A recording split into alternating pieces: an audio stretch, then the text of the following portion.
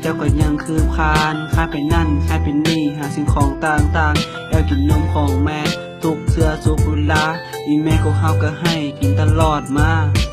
ยามจะมืนล่มเจ้าถือไม่ตอดแม่ก็หายามาซาให้เจ้าตลอดบ่มีดอกว่าจะปล่อยให้ลูกตัวเองมีตุ่มยามเจ้าเป็นไข้เป็นไอแม่จะขอเป็นแทนทุกอ้อมแขนที่แม่เคยกอดไปใส่มาใส่กับมีแม่ตลอดเมื่อแม่กอดอบอุ่นป่านประหมโต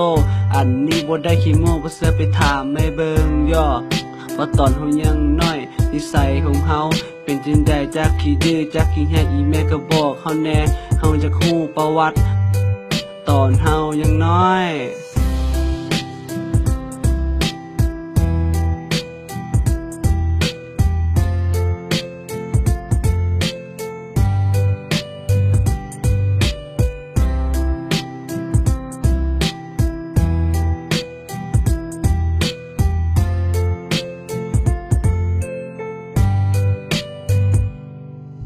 เมื่อเจ้าอายุ6 7 8 ปีเจ้าอยากได้หยังพ่อแม่ก็ซื้อให้ตุ๊กตารถบังคับพ่อแม่ก็ซื้อให้ได้เจ้าได้หยังก็ตามใจเจ้าเลยแต่สองอย่างนี้ที่แม่เอาให้บ่ได้คือเดือนและดาวอันนี้แม่ขอยอมแต่แม่อยากจะขอวอนให้ลูกเป็นคนดีของแม่ตลอดไปจากหัวใจของแม่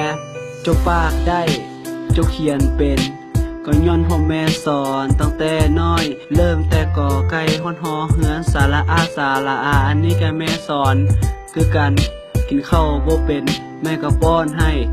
เฮ็ดหยังบ่ได้แม่ก็บอกแม่ก็สอนแต่แม่อยากจะขอวอนให้ลูกเป็นคนดีของสังคมที่ยอมฮักก็พอแล้ว